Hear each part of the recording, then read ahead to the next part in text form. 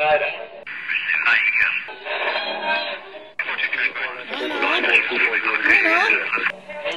is that you?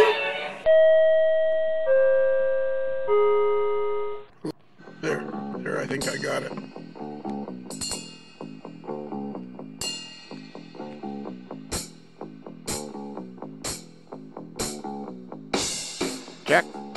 Check.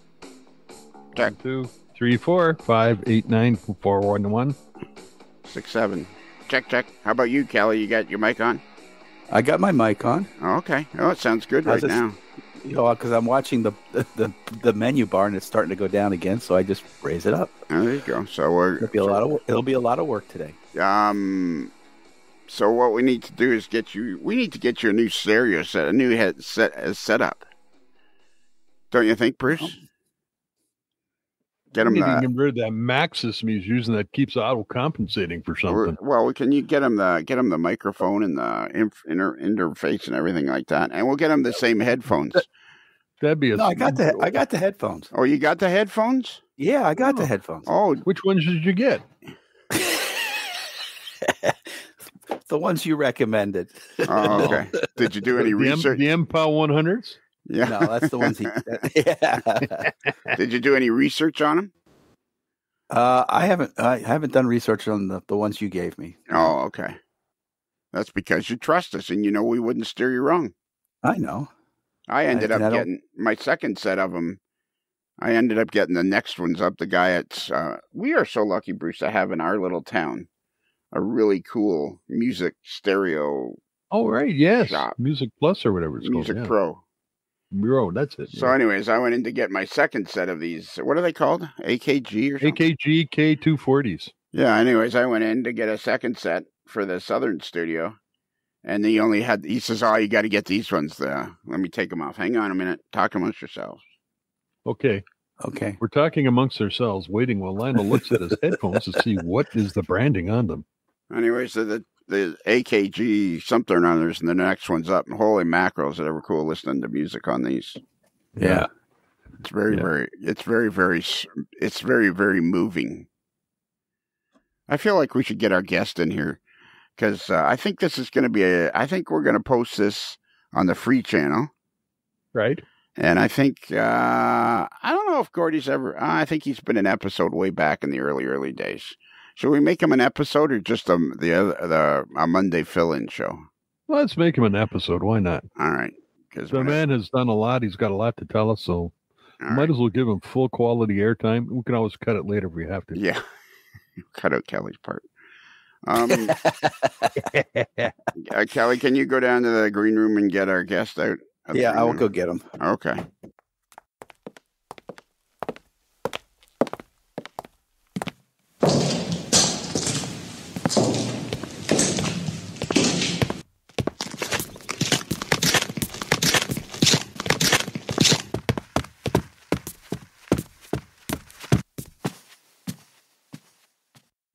Hey, Gordy, he's ready for you. Awesome.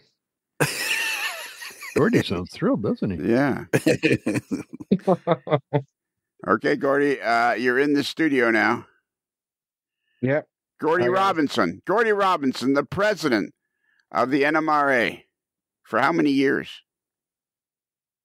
How many years have I been the president? Or how many years am I going to be the president? I don't know. I don't know. Answer it any way you want. It's just, are you doing See, that's why you can't have the guests talk to Kelly before the show, because then they start getting confused about the most simplest questions. Oh, jeez. You have no idea how long you have no idea how long you're going to be president. You may have an idea of how long you'd like to be president, but how many years have you been president? So I've been president for 2 years and 9 months now. Only 2 years? 2 years and 9 months? Yeah. Seems a lot longer than that. That feels a lot longer than that. Great stuff. It was like a lifetime ago. I became president in the middle of the pandemic, so it feels like a lifetime ago now. Oh, that's true, isn't it? Yeah, because nobody else wanted the job. No, that's not true. Who did you run against? I forget. Bob Amsler. Bob Amsler, the former lawyer for the NMRA. That's right. Nice, a lovely gentleman, to be sure. Move your mic just a little bit closer to your face. Yeah, sure. I want to get it as crisp and clear as possible. Okay. You know me, Gordy. I'm a bit of a stickler for the audio quality because it makes it more fun for people to listen to while they're doing whatever they're doing. Would that be why you recommend microphones and headsets? Yeah, that's why I'm always yelling at Kelly to get a better one. Totally. Well, I apologize because I'm away from the home from home, so it's not so easy to have the right gear with me. Yeah. Oh, okay. So well, then it sounds pretty good. Yeah. So I'm on the portable setup. I apologize. What are you using? I'm using an Anchor. What's it called? Anchor Sound Sync. Like into your wireless headset. Oh, cool. Well, it's working pretty darn good. I think you'll be pretty happy with the result. Once I speed you up and slow you down and make you sound like a Tweety bird and stuff. Oh, yeah, like Roadrunner. You know what, Gordy? I'm a little concerned about you, buddy. Why? Well, you don't sound your usual chipper self. No, I'm okay. I'm just tired. Don't worry, I'm okay. It's been a busy week, and I have got a operation. I'm going to the hospital on Tuesday, so I've got quite a lot going on. Well, you got other things on your mind then, and what everybody. It's what it is. Well, all right. He sounds like he's on a 7-second delay or something, doesn't he, guys? Well, he's across the pond. I know, but usually he's more full of life, and you're concerned about. Can we? Would you like to give us a little insight about what your hospital visit's about, or would you rather keep that confidential? Yeah, I don't think the world needs to know, but I'll be in for 3 days in hospital, bit of an operation, and then we'll see how I get on. I've been on a pre-operative diet and lost 20 kilos, so if I'm not sounding my usual self, it's probably because I'm not allowed to eat anything, and I'm a little bit tired from that, but I'll be okay. Don't worry. Yeah, and for those playing at home, 20 kilos is 44 pounds. You lost 44 pounds? Yeah, since the 1st of March. The 1st of March? That's 31 days, yeah. How did you do that? I've been allowed to eat one cereal bowl-sized portion of soup and one cereal bowl-sized portion of salad and nothing else for 31 days. Holy moly. Yeah, I wouldn't last 6 hours doing that. I wake up every day. This is the day I'm going to lose weight, and that lasts till about I get to the fridge. I think about day 21, I stopped actually feeling hungry, and I've had to start forcing myself to actually eat something. Oh yeah. It's weird. Yeah, it's weird how your body adapts. But I've had to actually start forcing myself to eat stuff. Okay, yeah, it's interesting. Yeah, and then I'll find out what all your hospital stuff is going to do, and then I'll wait till like you're just in the middle of the operation or something. I'll post it all to Facebook, and there'll be nothing you can do about it. I think everybody pretty well knows what's going on with me anyway. I don't really know because I don't delve into your personal business unless you tell me. I mean, you hinted to me the other day, but I didn't ask you because I was busy doing something, and then I thought a couple hours later, geez, I should ask Gordy what's going on. Well, maybe he doesn't want to talk about it.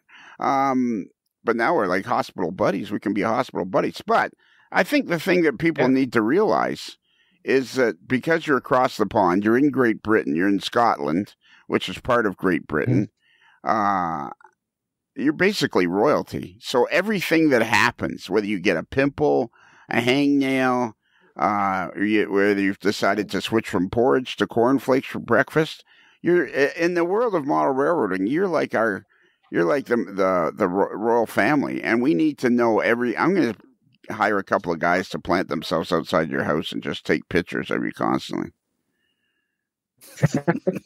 Okay. Okay, it'll be very boring, but okay. Where are you right now? Well, right now I'm in Manchester, so I am at my parents'. Oh, that's your parents.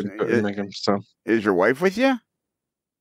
Alex? No, the wife and no, Alex and the children are still in Orkney.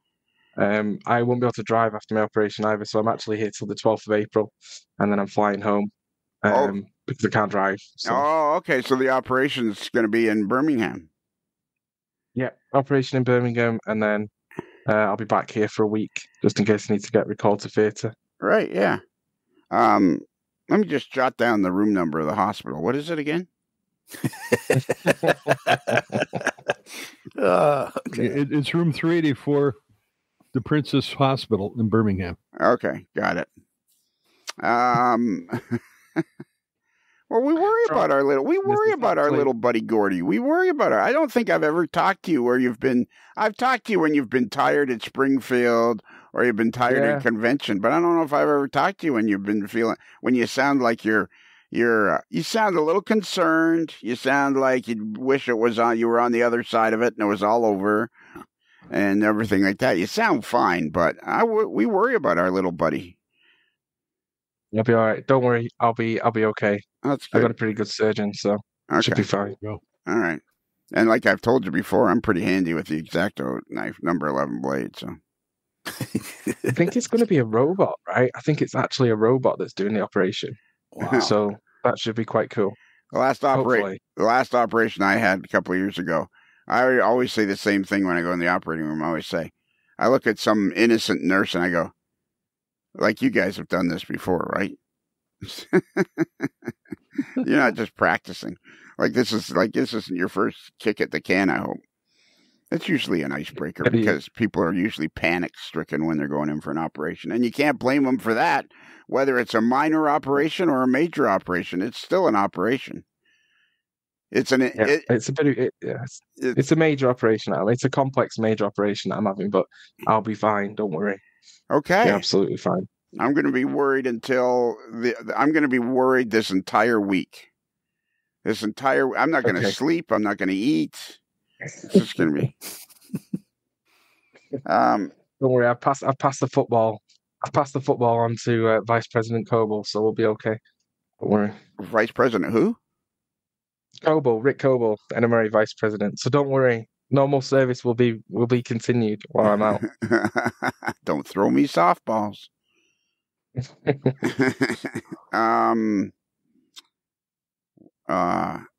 Would you like me to tell you a goofball story about myself to cheer you up? Sure. What's been happening? So I've been having trouble with my right leg, blah, blah, blah, blah. That's neither here nor there. So I have a hot tub in my basement of my house. I built it. It was the last thing that went into the house before they put the main doors on and everything else. And I put it in the basement. And at the same time, the guy across the street, when he saw me putting in a hot tub, he wanted one just like it. And he put it in his bedroom on the second floor of a 2-story house. Orville was not the sharpest knife in the drawer. And did manage to, and he thought for some strange and peculiar reason, every time you used it, you had to drain the water out of it and then refill it again. Whereas when I use it, you drain the water like once every 2 or 3 weeks and use it again. That's pretty good. You keep fresh water in it, but it doesn't have to be all the time. So, I've been in Florida most of the winter, but then my leg has been getting worse and worse and blah, blah, blah, blah. And I thought to myself, I haven't had my hot tub going like 5 or 6 years. I should get my hot tub fired up and I can jump in there and I bet you it'll help my leg. And at the same time, they're giving me these pills that make me very sleepy. And so anyways, I get everything going, right? I check to make sure, okay, all I got to do now is put water in the hot tub. And so I set the hose up and left it running for about a half an hour. Then I went out and then I came back down last night from when we're recording this. And I thought, okay, well, I'll turn the hose on now while I'm working on the podcast or whatever I'm doing. And then I got pretty tired. So I thought, well, I'll go watch a bit of TV. And I thought, geez, I gotta be careful because the hot tub's filling up. Oh, well, I won't fall. I'll remember. I won't fall asleep. I'll remember because I'll remember. I'm Lionel. I'll remember. And when you're having a dream and, You're dreaming about being a Detroit Red Wing and you're charging down the right-hand side. But for some reason or other, the arena's leaking and you can hear water running in the dream. Oh, God. And all of a sudden you wake up, bolt upright, and your eyes go like the size of saucers. Water running! And I ran in there, and fortunately, it had only been overflowing for about 2 or 3 minutes, but... Oof. It could, which wasn't a big... At least it wasn't on the second floor. Exactly. That guy has overflooded his... overflooded that hot tub 3 or 4 times. And I kept thinking to myself, well, this isn't really that big of a deal. I was annoyed at first, and then I got the shop vac and vacuumed up a lot of the waters, and pretty quickly turned a disastrous situation into a minor situation. And I kept thinking to myself the whole time, man, I'm glad this is in the basement. Absolutely. Wow. Oh, dear. Oh, dear. Yeah. So that cheered you up a little bit, eh? Oh, yeah. Okay. Totally. I hope you're not using this as some sort of excuse so that you don't think I'll be grilling you, like I'll be roasting you, I'll be grilling you like a fine salmon steak on a Sunday afternoon. Carry on. When I've had this operation, there'll be less of me to grill, but carry on. Make the most of it while you've got plenty to go at. There you go. So I know there's something you wanted to talk about. What's that thing called? The catch can, the stairs to the passenger car. What's that monthly thing called? I don't know what you're talking about. I think he's talking about the turntable. Yeah, Bruce knows. Bruce knows the bit. Oh, the turntable. Yeah, okay. What about the turntable? Hey, Lionel. Yeah.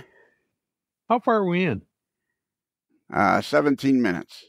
Are we on the free channel? We are on the free channel. That's why whenever we're on the free channel, I was going to say, on this little monthly, whatever they call the thing, I didn't see any ads for Rapido trains. Your fast track to model railroading fun. Rapido trains, your fast track to model railroading fun. See, and you thought I'd forgot. Nice job, Bruce. Nice catch, Bruce. Thank you. There is also Rapido Trains UK to cater to our... That's true. That's right. Coincidence? I think not. How far are you from Rapido Trains UK? I'm quite a long way from everywhere. But I did have a good chat with the guys. In Birmingham. At Model Rail Scotland. They're further south. I'll have to check exactly where they are, but I know they're doing something soon down on the south coast somewhere. They're having a Rapido event. I think it's a train show or something. But I did get to meet them meet the guys at Model Rail Scotland. And Annabelle got a Rapido sticker she was very pleased with, and then she disastrously lost it halfway around the show, so we had to go and get another one. But they were very good, and we had a good chat about different things. So I think they're doing quite well. Got some interesting projects coming on there for Rapido UK. So, where are they, say, in relation to Birmingham? I'll have to look. Hang on. It's not that important. Like, are they like around the corner? It's not someplace you could go visit tomorrow or something like that. No. They're kind of like away. Like the thing is, they're on the internet, so they're never that far away. Well, there you go. Wow, look at this. That's good. Good save. Nice one. There's a guy. There's a hip and happening dude right there. Yeah, so they're actually in Kent, which is as far away as you can get from everywhere. Now, oh really? Yes, Birmingham is closer to Kent than Manchester, but they're in Kent, which is like Dover, south east of London. So they're not far from the Channel Tunnel. Oh, okay. As far away from where I normally am as it's possible to get. So I think that was probably arranged. That was probably a deliberate move. Yeah, exactly. Which is as far away from me as possible. Hang on, I'm working in. Oh, here it is. NMRA turntable, February 2024. Is that the one I should be looking at? Springfield, yeah, I'm thinking the March, or is the March one out already? I can't find the March one. Yeah, March one should be out. Do you want to? Yeah, March one. March came out. We had the e-bulletin. Maybe it's e-bulletin. I guess you guys are wanting to talk about. Are you guys wanting to talk about Grouper? About the new thing we launched last week, or no? I don't want to. Is there something in there that I've said that upset? No. Is there something in there that I've said that's upset the AML Nation? No, I don't want to talk about that. I don't want to talk about anything you want to talk about. Bruce. Hey, Bruce, can you send me a link to the March edition? Let me endeavor to find that, and I will post it. I don't have the March edition for some reason. Go to. You can also go to the NMRA website. Okay. All right, let's do that. Dun, dun, dun, dun, dun, dun. NMRA model railroad. Now, am I going to have to sign in to see the turntable? I've got it here. Oh, no, I want to see it. And I've lost mine somehow because I screwed up my email the other day. My Gmail. So do I have to sign in order to see the turntable? You'd have to be in your email system, but no, it's an email, so no, you don't. I understand that, but I've lost my email because I've screwed it all up. So the other day. So then Kelly, in his quick-witted way, said, "Hey, go to the NMR website and you can see it there." I'm right there now, looking to see if it's there. See if you could have to sign in or not. I've got it. I've got the email open here. All right, then send me the email. Just do that. Bruce, did you leave? No, I've got it right here, but I don't think I can send it to you. Well, I can forward it to you as an email, probably.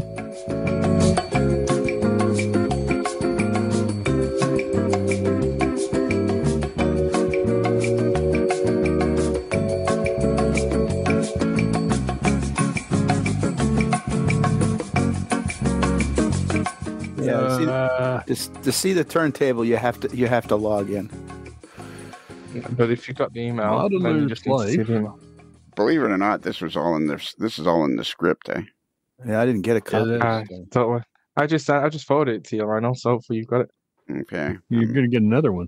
Good, because I haven't got any of them yet. I sent ours to motherslife@gmail.com. That's mothers with one L, like Larry. I got to look in the other. Like Lionel. Okay, there it is. That's what I did too. It's from Gene. Gene the dancing machine. Yeah. So you wanted to talk about this thing called Grouper. Yep, I wanted to talk about Grouper, if we can. Okay. Only there's going to have to be some ground rules set before you start talking. Okay. Yeah, every few minutes you have to take a break so we can ask you questions because remember the last time we were talking, I was yelling at you because it sounded like you were selling cars. And yeah. So okay. So that's fine. go ahead. Do it very quickly. Yeah. Listen for when we're trying to interrupt you. Listen for when we're trying to interrupt you. Okay.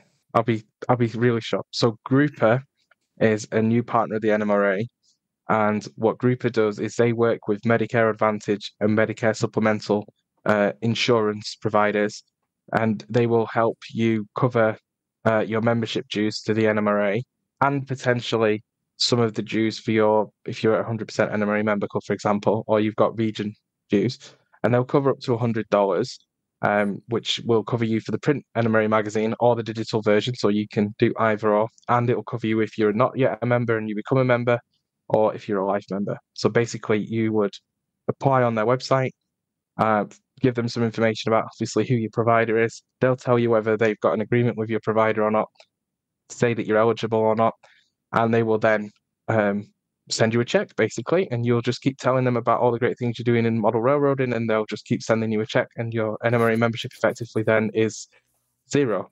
It's only now, final thing I'll say, and then I'll let you come in, is it's only available for NMRA members in the United States over 65, but that's a big majority of the NMRA's membership. But otherwise, it's a new benefit, and I know that some people in the AML world have already signed up for it. I know Craig in Nebraska has already signed up for it, and he's checked in the post. So fantastic new benefit, I think. So this is a yearly check they send you, and you say you have to report and you have to give them a monthly update or something, or what? So at least once every 6 months, they'll ask you to just tell them what you've been doing in the hobby, and they'll keep sending you a check. So as long as you continue to converse with them, then they will continue to send you a check. Otherwise, they'll ask you to just reapply to reconfirm that you are still a member and you're active. So it's all about trying to make people who have retired. We know model railroaders live longer, right? So it's about making sure people get out and have social engagement. They call it social fitness, but we call it social inclusion in Europe. So people may have heard either term. And it's all about making sure that people are socially active into retirement, and model railroading is a great way to do that. So that's why they've decided to partner with the NMRA. So we've been negotiating this for a couple of months. So Gordy, I'm going to play the devil's advocate. What is it for them to do this? What is their benefit? Is it they're getting data? Are they getting information?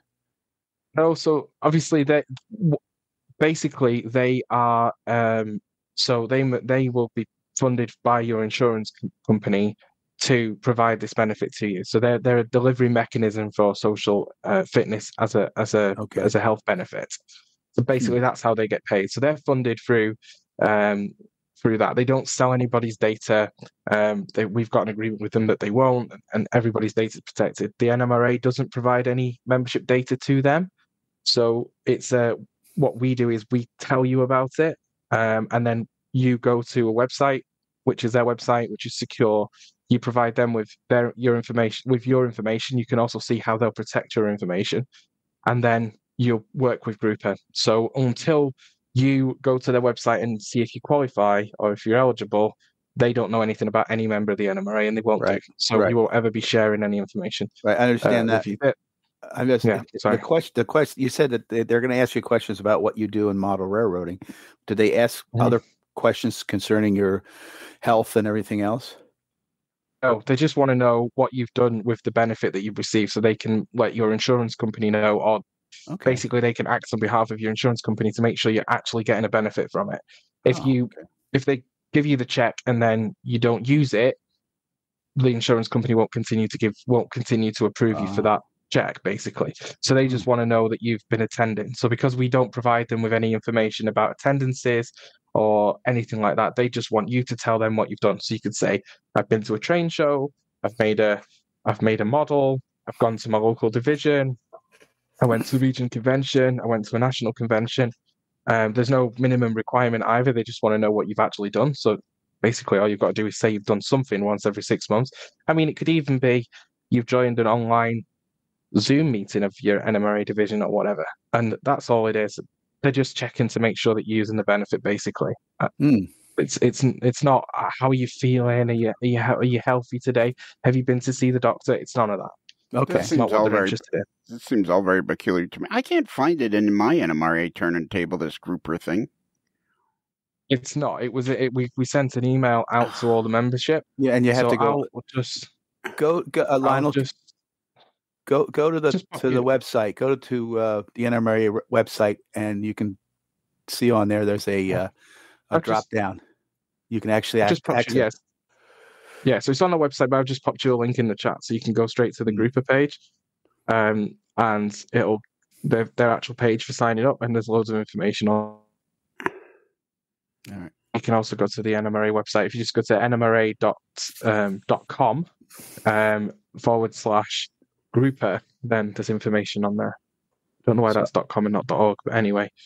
So Lionel, I'm going to be a guinea pig. I'm going to see if I qualify, since I'm the only U.S. citizen here. It doesn't even make any sense to me. Where's this chat thing? Where did you put? Oh my God, things are so freaking confusing now. The Werby chat. I don't see anything in the Werby chat. Did you click on the chat button? I hate the Werby chat. With a passion. Just put it in there again. All right. Get paid for having fun. Grouper works with it. The way you explained it made absolutely no sense to me. Sounded like some guy coming up to you on the street going, hey, you want to get paid for cutting up your paper grocery bags? Grouper works with hang on, I'm talking. Grouper works with Medicare Advantage and Medicare supplement plans to help cover membership dues so you can focus on what you love. In just a few minutes, you will be on your way to verifying if your current health plan includes the Grouper social benefit. If it does, you will receive a yearly check to help you cover your National Model Railroad Association membership dues. So this is some it seems like hocus pocus, but I mean, it's probably not. See if you qualify. Yeah, let's see if Kelly qualifies. You're a classic. Yeah, really. You're a classic case. If you don't qualify, well, they're not. They've obviously they've. It's not universal. Every single insurance provider isn't yet working with them, but they're adding more all the time. So you may or may not qualify. I know that Craig in Nebraska qualified. He sent me a message and replied to the post that I put up on the Fans of a Modeler's Life Facebook group. That's right. So I know that he definitely qualified. And how much did he get? Do we know? He'll have whatever he claimed. So if he's whatever he's put on, he'll in his claim and said, "This is what I paid for my membership." He'll get it. So if I don't know whether he's on the print magazine or the digital magazine version of membership, but yeah, you'll get it. So and if you're a life member, you can get it. So it only it pays for your NMRA membership. That's what it pays for. Yeah. So they reimburse you for the cost of your NMRA membership. And do you think? And some people will get full amounts, and some people won't. Probably. You get everyone will get up to $100. If you're eligible, you'll get up to $100. So if you're eligible, you get it all covered. The membership, no version of our membership fee is more than $100. So. Okay, so that's what they're reimbursing you for is your membership fee. Yeah, absolutely. And how did you stumble onto this?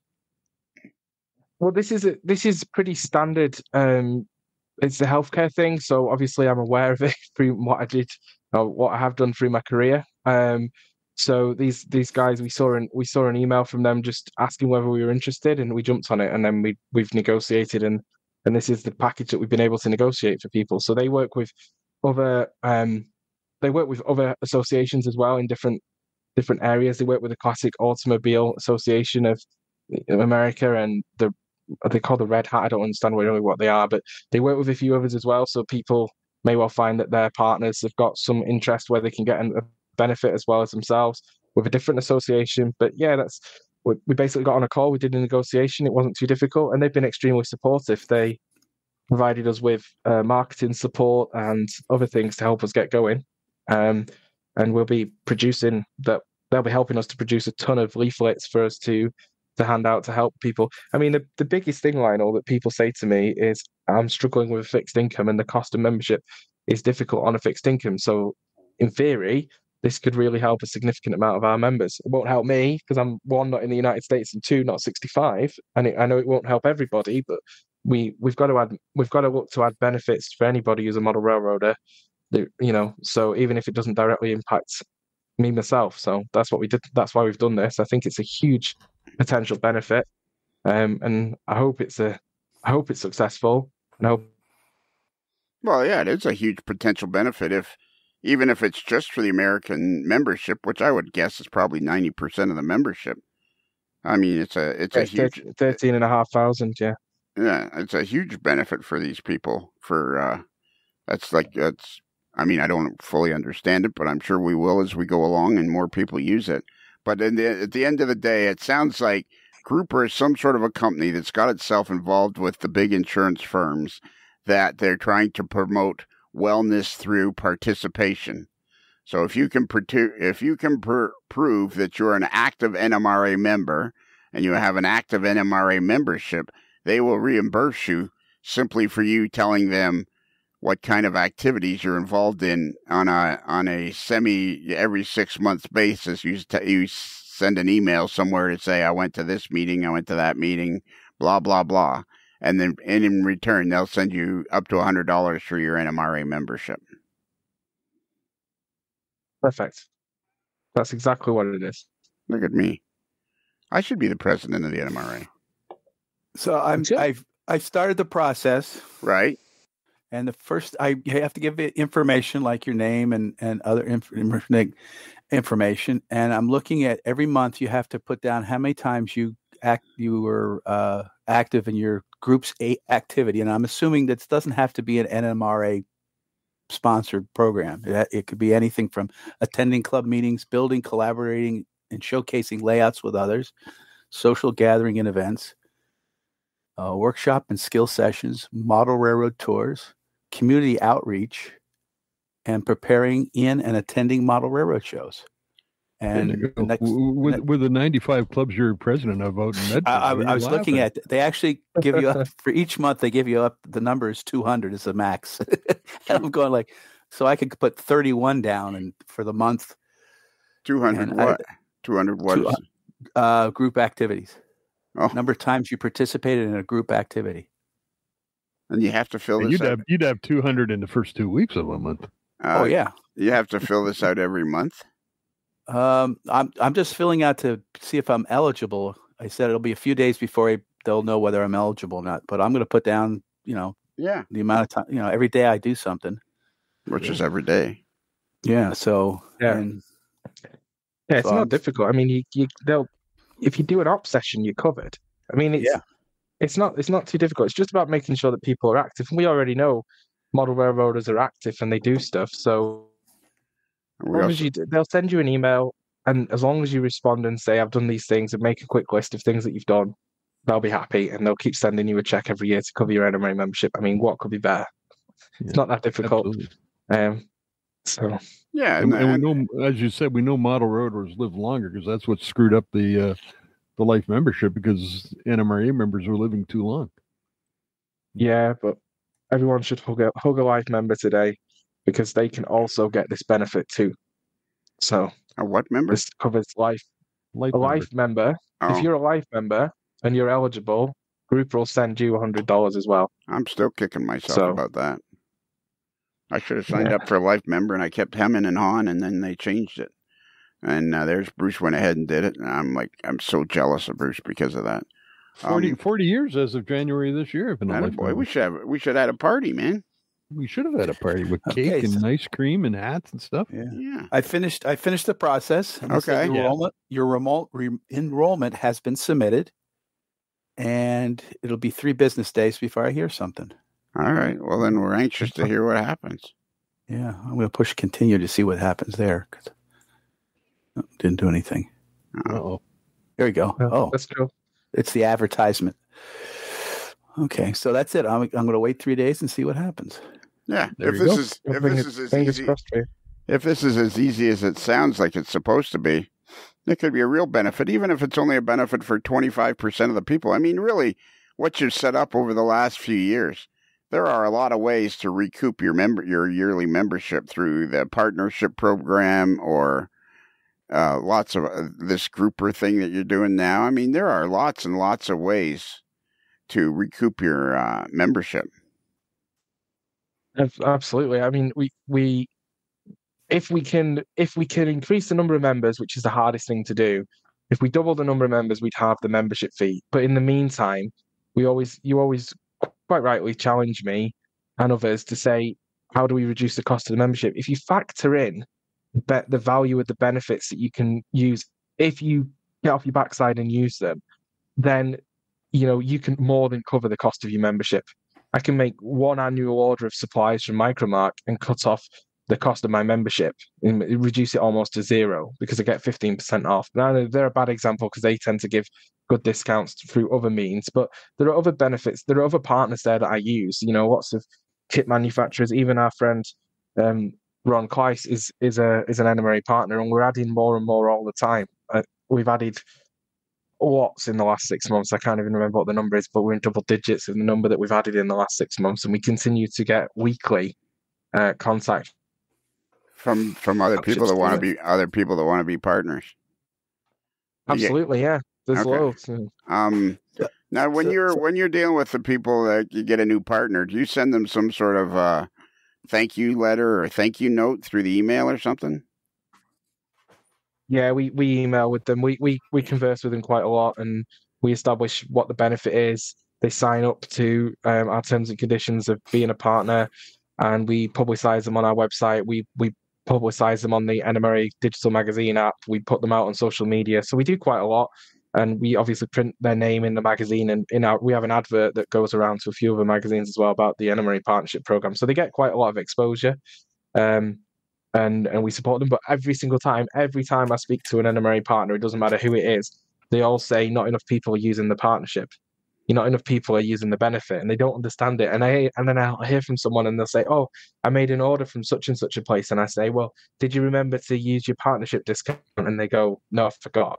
So we've got to make that easier for people. I'm actually going to be working on whether we can send out this year. We send the calendar out to our members in the United States, and I'm going to be working on whether we can also send out effectively coupons, but not coupons, just something that would look like a sheet of coupons that's got the discount code for each of our NMRA partners on it. So we're looking to do something more for them. But yeah, we do a lot for them. They do a lot for us, and it's good. We also have it's not just vendors that are online. We also have hobby shop discount partners as well. So yeah, I know. On the NMRA website, you can. There's all kinds of places. It would not be hard to recoup your membership every year. I mean, you buy one decent sized tool, and even if you only recoup half your membership. I mean, it is a great. I don't know what's those. It's a great. It's a great benefit to being a membership. Being a member of the NMRA is what it is. Yeah, and it shows just an example of it. And Gordy, you're saying about mailing stuff out. It's all it would take me. Mail out a 1-page thing that here's all the partnerships and their discounts, and then everybody's got a piece of paper they can stick on the wall. Yeah, or that's true. That'd be a good thing. And oh yes, I'm ordering from Bob's Trains and Companies. Oh, he's got a 15% membership. I better make sure I use that when I check out. That's exactly what we're going to do. Yeah, that's exactly right. Well, and I see you've got a lot of them listed here in the turntable or the tipsy table or whatever it's called. Here it is. Yeah, and so the only reason I was asking you if you guys send out some sort of personal contact with the new people, the new partners, and your partnership program, is because you want to make sure you maintain that, because there's a couple of guys that started an N-Scale group called Iron City N-Scale. and at the start of it, they were all really touchy-feely, and everybody that joined their Facebook page, they'd send them out a personal thank you. Thanks for coming onto the page, blah, blah, blah. And, they never thought. But now that the thing's grown and it's almost 1,000 members in their little Iron City N-Scale group, which is a fantastic group, it's a great example of what model railroading means to people and how it can connect and enrich your life. But now these guys have basically given up on, there's too many people and they don't send, you're just a number now, and they stamp a number on your forehead and send you off into the world. We try not to be like that. We're trying to improve that significantly. That might well be experienced in some parts when people join the NMRA. But then that's what some people join and they don't want contact. In the UK, they have a setting when you join the British region of the NMRA. Do you want to be contacted by the region? And some people tick it and say no. And so they'll never be contacted. They're put on a no contact list. And then either that's what they wanted, or they've ticked that box in error. And you'll meet this person a few years down the line. They go, I never hear anything from the NMRA. And you'll look it up and you go, well, because you said you didn't want us to speak to you. So, that to me is something that makes no sense. I want to be a member of the NMRA, but don't tell me anything that's going on. Like, okay. There are people like that. And there are privacy rules that mean we've got to ask things. Absolutely. But yeah, I mean, we're always adding more benefits. We'll continue to do it. I mean, the partnership scheme is great. I'd really like to do more for people that are working age next. So we've got Grouper there that will continue to grow, because even if you're not eligible today, then they're always adding new providers. So there'll be if they add your provider and you suddenly become eligible, they'll actually email you and say, you're now eligible, here's a check on the way. So they'll do that for you. We've got that all set up. But I need to do so. I want to do something for younger people, like people under 65. So we're working towards adding the ability to pay for your membership over 12 months, which will help some people on lower incomes, rather than paying for $68 in one go. Not that $68 is a huge amount when you compare it to the cost of a locomotive or a freight car now. I mean, I don't think it'd even buy you 2 freight cars from Microtrains, and I don't know what it would get you from some of the HO manufacturers anymore, because I've lost track of what the prices are. But it certainly, it's certainly a sum of money for some people. So we've got Speed Mueller working on a new store for the NMRA website. And when we get that live later in the year, we'll be adding the ability for people to pay monthly to spread the cost of your membership over 12 months instead of just paying in one go. Good for you. Yeah. So I think that will help. It'll all help. And don't put the price up. Don't put the membership up. No, we should have put the price up because the price is fixed to inflation. But we didn't put the price up. So we don't want to put the prices up at all. We're working very hard to make sure we can reduce the costs of being a member of the NMRA. So we absolutely don't want to put our prices up. No. And because you're just going to end up... Because you're still fighting people don't think they get anything and generally don't think they get anything for their membership, which, of course, isn't the truth. Number one, let's not forget our buddy Andy Zimmerman down there in... the Panhandle of Florida, and his Standards and Conformances Committee. Oh yeah, and I'm gonna deviate way off course because I don't want to forget to tell you this. You mentioned earlier one of the people that Groupers is associated with is the Red Hat Society, and you have no idea what it is. I think you could take a page from their book.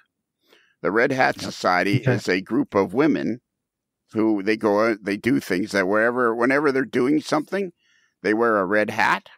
Yep. And it's a social group of women. Yep. Let me just click it up here on the red. We can bring back the vesties. Yeah. Ooh. That's good. I knew it was a women's social group, but they're not worldwide like we are, so or not as worldwide as we are, so we don't really have them in the UK. So it's not something that I see, but I know they're in the US, and quite big. So let me throw something your way, Gordy. You mentioned trying to improve membership benefits for everybody. What now you're coming into your second term? What kind of moves are you going to make to try to get more support down to the divisional level? So I mean, we're probably more engaged now with divisions than we were. Certainly more engaged with regions. We've got we need to get it launched. It'll be something that will have to wait till after my surgery. But we've got to finish a project that was started by Christina, which is the Division Success Kit. So there's lots of information there to help support and guide division and region level leadership.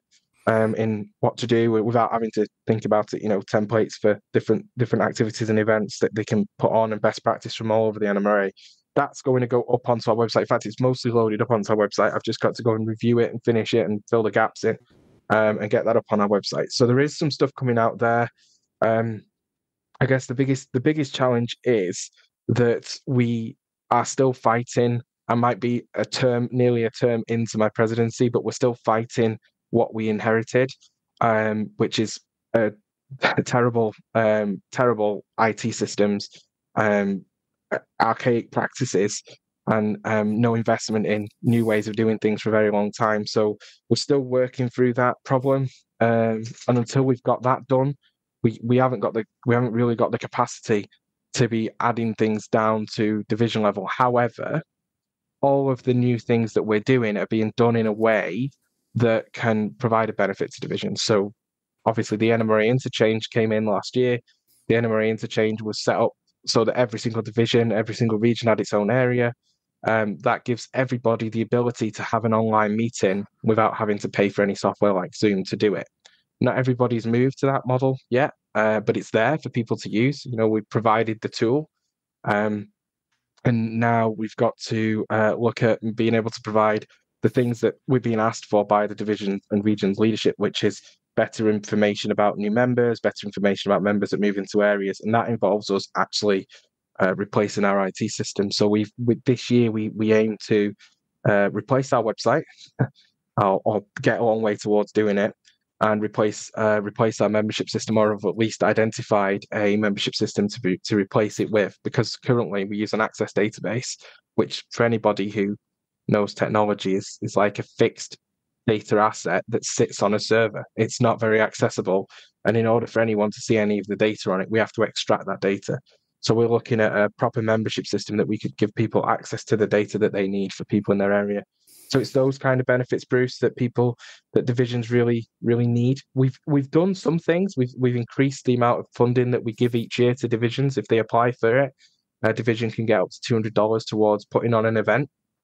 So that's a huge increase. It was $50, so it's 4 times more than what it was, which we know a lot of divisions have accessed and had the benefit from. Not enough, but it's there and people have accessed it. And we keep reminding people about it, so it's out there. But yeah, we will be doing more stuff by the end of my next term. We will be doing a lot more stuff for regions and divisions, but it's driven by what they tell us they need. So when you get better after this is kind of just a powder puff. This is a nice little chat. I think we're having a nice little chat, don't you? Yeah. Yeah, it's a lot. Yeah. I still don't get this where all the money goes thing. We're going to have to hammer that out one of these days. Well, we've put so it's a good question, because one thing that's really, really important to me is transparency. And so what we did last year, we didn't do it to a huge amount of fanfare, but what we did last year is we've actually published the budget on the NMRA website. Ooh. So you can see exactly where we spend our money. And that tied in from, remember when we did the digital magazine, my first year as president, we put out a document, a letter that went to every single member that had a really cool looking diagram on the back, thanks to Riley Triggs, who made that. And it was based on a Swiss railway timetable, if anyone remembered the look of it. But it actually broke down where the money went. And I can remember us having a conversation about how come only this goes there, how come only that goes there. But you can have a look at our budget. So our budget is published on our website. And when the new budget gets approved, which we are having a board meeting this month, April. No, not quite next month. It's still the 31st. We'll publish that on our website. So you can see where the money goes. You can see how we spend it, and we're very transparent about that. Whether that's right, wrong, or going to change in the future, probably, I don't know. That's a matter of opinion, but it probably is going to change in the future, as we make some significant changes and reinvestments in different areas. But you can see it, Lionel, so it's there. I think that would. And you can always get. I think there's 4 pages of it. I'm looking at it. It's, I think for this organization, one of the keys, just like Andy thinks that standards and conformances are important, and it is, Andy. I agree with you 100%. And what's the top dead center on your forerunner there, Andy? But transparency in financials, I think, is one of the things that could make this organization really grow, because it's like what you said. It's so archaic what you're dealing with from before. And there was so much cloak and dagger that would make such a huge difference for everybody, because then there wouldn't be any opportunity for people to think that, not that it's, although there was one fellow one president that was found scooping money out of the till years ago. That was back in the 80s. Was it late 80s, early 90s, Bruce? Somewhere around that time, yes. Yeah. So yeah, it's. I think that would be a huge benefit. So I'm on the website now. So where do I see this thing about what you were telling me about? This. Yeah, you have to be logged in on the member side, and then you can search for NMRA budget. Just put budget in the search box at the top. Budget. I'm a member, Yeah. I think everybody should be a member. How do you spell budget? Let's B-U. B-U-D-G-E-T. I knew that. I was just testing you. All right. So there have been improvements to the website. It's amazing, because I haven't looked at it in a while, and there's some stuff on there that was never there. That's great. Speed and the team have been working really hard. Unfortunately, the content management system that's behind the website is archaic and needs upgrading. So we're in the process of upgrading it to Drupal 9. But the website's actually I don't think people realize, but the website's actually 3 different bits. Mm-hmm. So it's the archives is one bit, the main website, which is the blue banner and all the information that's in there about achievement program, etc. That's one website, and then the store is its own completely separate website. And so we're moving the store first to Drupal 9 because there's some issues with the store as we currently got with people trying to renew, which is never a good thing. So we're updating the store. That's in test right now. So that's going to go out in April. And then we'll start working on the big website and the archives. We're going to find we're going to partner with somebody to provide people access to the archives. We've definitely made a decision that that's what we're doing. So there are other websites that specialize in hosting photographic collections. And then people can pay to access that, which is how it is today, but it's all managed by somebody else. And obviously the hosting is then covered by somebody else, which helps the NMRA significantly. So we're looking at that. And I hope by the end of probably 25, as our 90th year of the NMRA field with Drupal 9. And the key thing about Drupal 9 is it allows us to offer monthly membership fee, which means you cover your cost over 12 months, which talks about. It will also allow us to integrate with the other systems that we're putting in and automate things, which all helps to reduce costs and reduce the time it takes to do things. So lots of things going on there. That's kind of, it's a journey that we're on. It's not a quick fix. These things never are they never are in real world where you're paying people, but even less so where we're relying on people's volunteer time, which is fine, and we appreciate all the time that our volunteers put in, but it just does obviously take a little bit more time to do it that way. Here I thought Drupal 9 was a planet from the Star Trek series. It is. It is. This is a really good budget. I highly recommend everybody go to your NMRA website and then go into the search box, and all you got to do is type budget, and the 2023 budget comes up. I mean, there's a lot of things on here I don't agree with. However, it's a really good, well laid out, transparent budget, which is excellent. Kudos to you. Well, so it's the team. It's the team, but yeah. Thank you on behalf of the team. So, well, you're the guy in charge of the team, so there you go. Well, he's leading them. He's making them produce. It's really cool. Oh, okay. Time for what's the name on the top of your paycheck story? If you're the president, you're the guy. You're the one calling the shots. There always are people helping you below helping, but that's their job. That's why they're there. And however, in the case of the NMRA, there's a lot of volunteer people that are volunteering many, many hours to help make this thing run. Congratulations on making this budget. I hope you continue to do this because, like I say, while there are things on here that I don't necessarily agree with, that's really not the point. The point is that you've done it, and there's lots to discuss. Congratulations. A very good job. Very good job. Thanks, Lionel. Yeah, as soon as the one for 24 is approved, we'll push it out there. We've made some changes. We took some stuff out. I challenged, and a lot of the other directors also have the same opinion as me, which is that we must present a balanced budget every year. We mustn't go into the year with an unbalanced budget. So we've spent a little bit of backwards and forwards. We would normally have approved the budget at Springfield, but we've done some backwards and forwards and taken some things out, made some changes to make sure we've got a balanced budget. So that budget, I've no doubt, will be approved at the board meeting, which will take place this April, and then it'll go up on the website as soon as it's done. So you'll be able to see it. A question about Springfield. Are you going to continue meeting at Springfield for the winter meeting? It's my intention while I'm president that we will continue to do that. With this, we have obviously a significant amount of support from John Sacerdoti. So yeah, we will continue to do that. I think it's a very, very important, very, very important train show. Very, very important event for me to make sure that we're there, and it all ties in quite nicely together. So I think we'll also see the NMRA do more next year.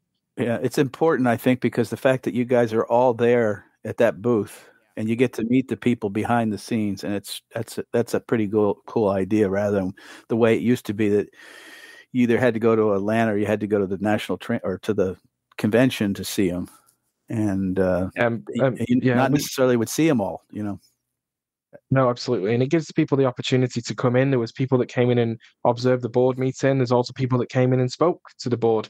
It gives me the great opportunity to enable people to be able to come in and speak, because there's so many model railroaders that are going to that event anyway. And if somebody, both last year and this year, people contacted me and said, pitch this idea or discuss this thing or share my concerns with the board. And of course, I've provided people with as much time as possible to do that. So people, it's really important to me. Face-to-face is really important. So yeah, we'll continue to do it.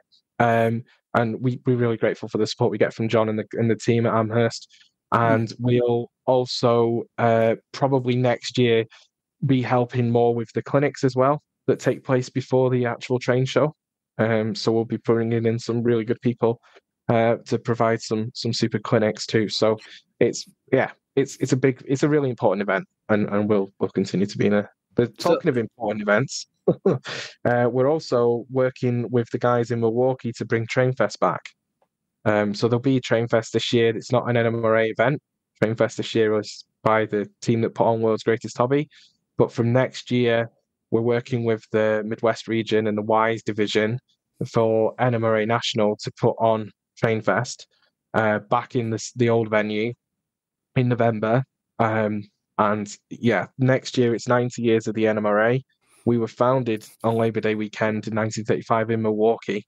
So it's really important for me that we get back and have that annual festival of model trains in Milwaukee. And so we'll be doing that from next year as well. So that'll be, another big event in the calendar. And we'll be looking to partner with John and the team at Amherst and also the team at the other John at Rocky Mountain Train Show to make sure we've got 3 really, really good, huge train shows that are not for profit for modelers to attend and manufacturers as well. So, coming up on your second term now, what other things would you want to see change to improve the NMRA and its benefits to its members?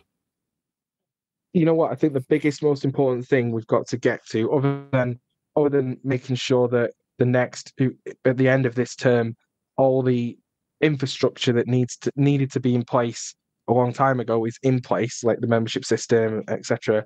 I want to see us have a vision and have a way forward for the next 10 years of the NMRA. How do we get to 100, from 90 to 100 and beyond? So I want us to have fundamentally change the organization in the places that need to be changed. Not still maintain what I said from when I was first elected, which is I'm not here to take anything away from anybody that they enjoy as part of the NMRA.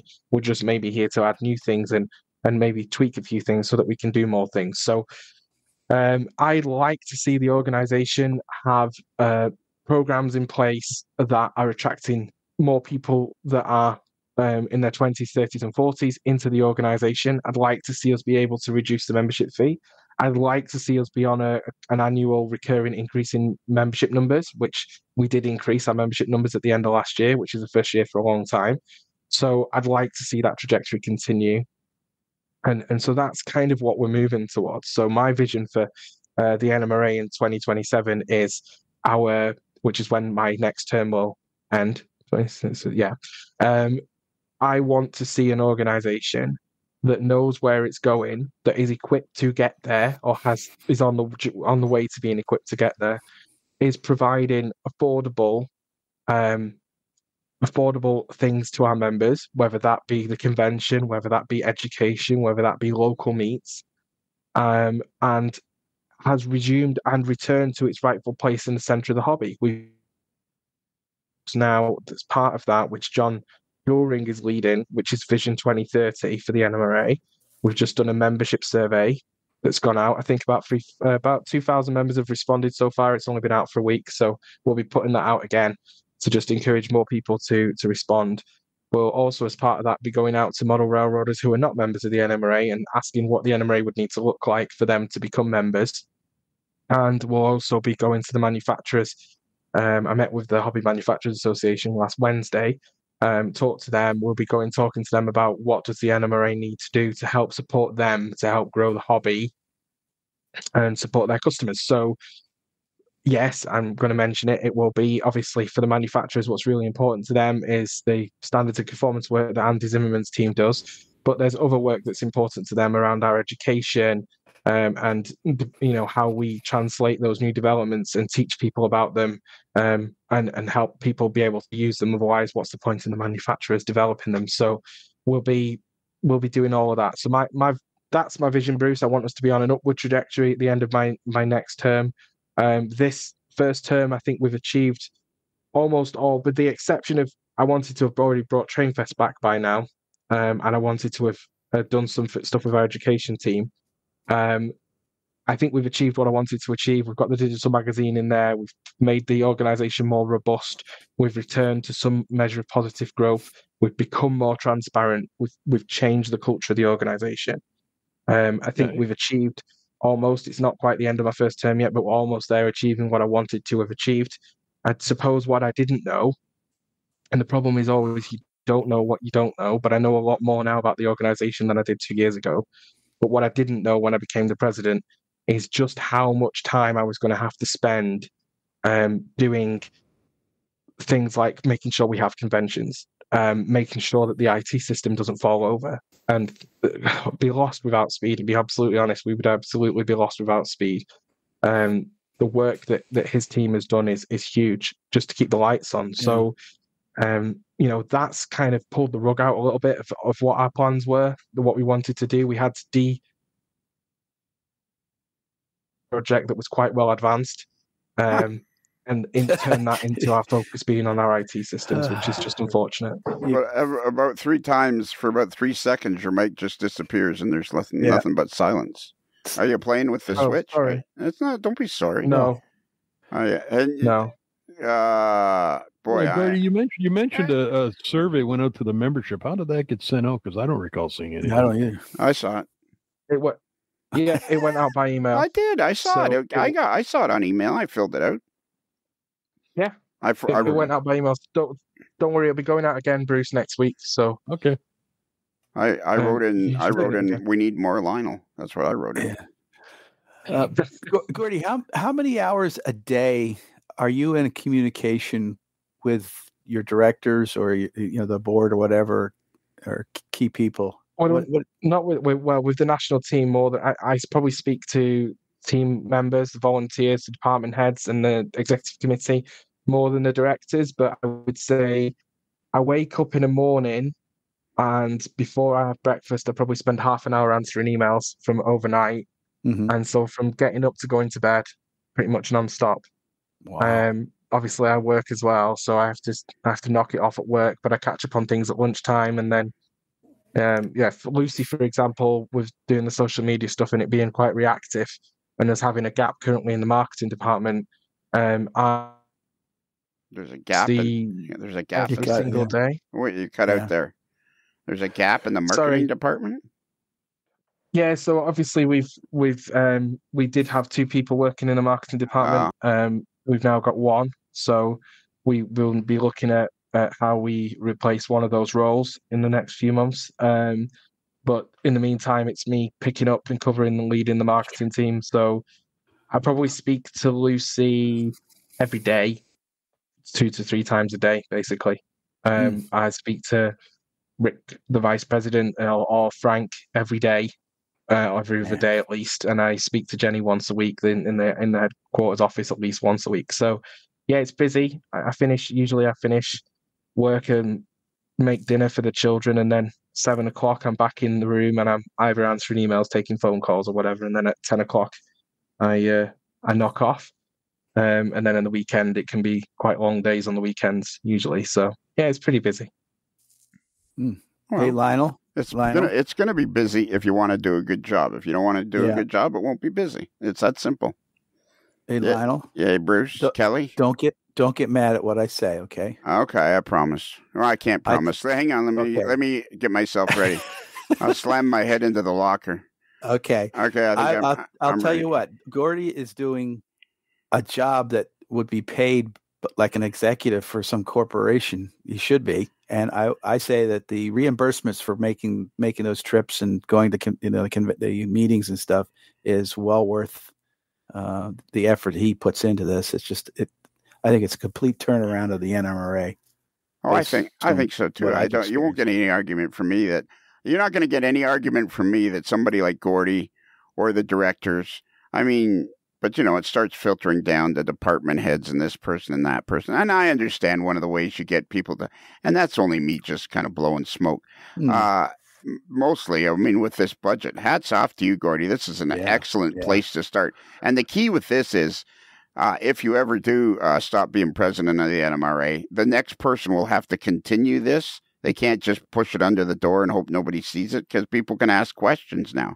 Yeah, we're not going to do that today. We can have another one where we talk about the budget. But I mean, people need to understand that there's a lot of information here about the way the NMRA runs, which is comforting for the members to know that they can access this information. Again, you may not agree with some of the things that are done, but the key is that the access to the information is there.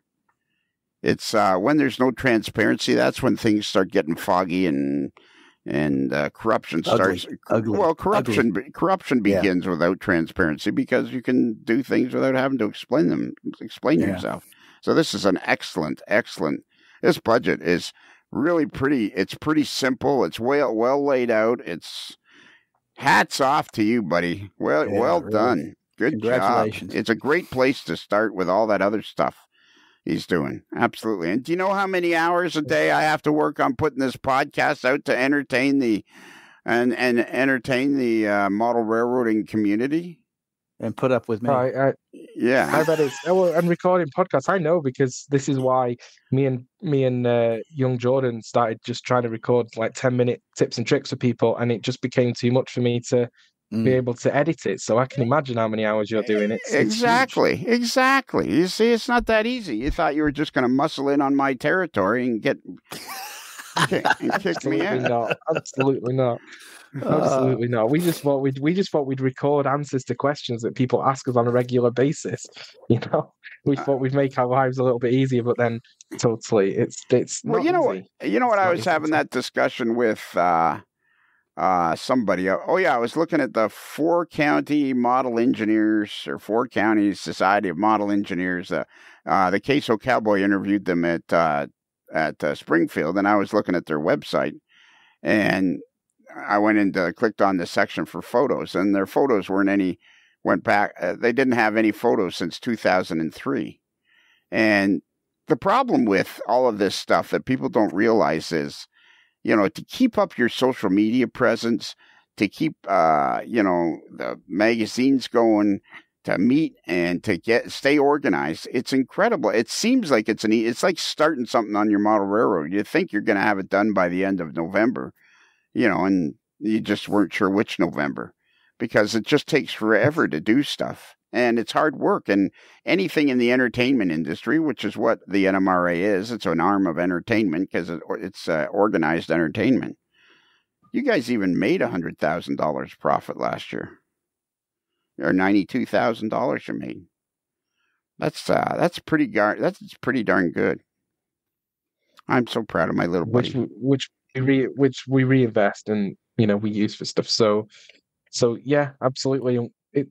Yeah, you're right. What as Kelly said, the reason for us making sure we do these things is that they've got to then continue. You change the culture, you set something up as this is the standard of what's going to happen. This is the basic expectation, and people then expect it, and they'll demand it, and they'll follow it. So it's making sustainable change that's sticky enough that it stays. All that change has got to be sustainable. The risk that we've got is people's time. That's what delays things. I would love to do so much more, but I can't, because we just don't have enough time, or there's other things that we need to do that are foundational steps. And the problem that we've got is there are things that we need to do so that we continue this journey, and people can see that we're on this journey. So there's public-facing, member-facing things that we're doing all the time. In the background, we're looking at our branding, we're looking at our website, we're looking at our member system, we're preparing for the 90th anniversary of the NMRA next year. We've got conventions that we're working with. We're working with a convention team for 24, for 25, for 26 in Chattanooga.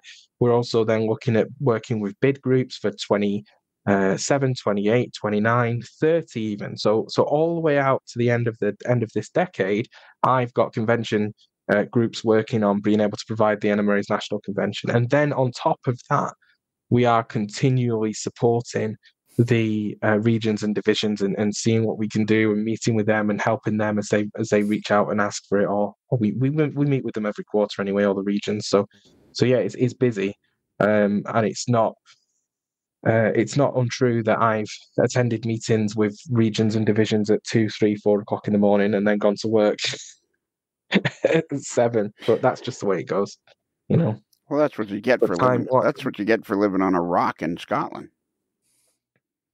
Yeah, isn't it? But you know, Lionel, you are absolutely right. It's time, and it's very, very. You've got to toe a very fine line to avoid burning yourself out. You know, so one of the biggest things for me is I don't get much modelling done anymore. But if my mic's just cutting out, but I don't get as much modelling done, and that's just a sacrifice that I've made for this period of time. When I'm no longer president, then it'll all be there waiting for me, you know. It's just the way it is. I think it's important to mention because people often ask me, am I going to build another layout? Am I going to do some more modeling and stuff like that? And I can't speak for you, but I always say to them, I just have so much fun doing the podcast that this is what I'm doing in Model Railroad right now is having fun doing the podcast. And I understand that being the president of the NMRA is hard work. It's hard work if you want to do a good job like you're doing. But I'm assuming you're doing this because you want to, not because somebody's got twisting your fingers and making you do it. Yeah, no one's twisting my fingers. I'm doing it because I'm seeing the benefit that it's given to people. You know, and people, you put out a new benefit like Grouper and you get messages back from, I got some pretty offensive messages, which is pretty standard. I got some quite nasty messages from certain people who should know better about certain members of the national team selling their data and all kinds of stuff. But that's always going to happen. But it's the messages from people like Craig, who's a cancer survivor, who I know is on a fixed income. I know he's doing so much for his local division, and he comes back and says, "Hey, I'm eligible." That makes it. You know, that's all that matters. So all I'm trying to do is make the NMRA, make the hobby better. So that's what motivates me, and I set myself achievable goals with my modelling. So I'm really grateful to the N-scale community because at the moment we've got this year we've Evanston N-scale Fremo N meet. It's also got other modular groups there as well, T-Track and N-Rail. How are you going all the way to Evanston, for crying out loud? Well, because we get the whole locomotive shops.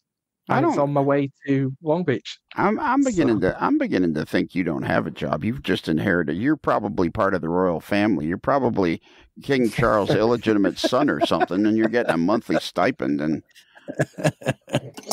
I am using all of my annual leave in one go this year. In fact, in the middle of it, I am working a few days while I'm on the road. Wow. We're going back to Denver to stay in Greeley, and I'm working from the office in the museum. Michelle's giving us a day to work from her office. So we're working out of her office at the museum for a day. So yeah, it's not all trains, but yeah, I'm building a Fremo module.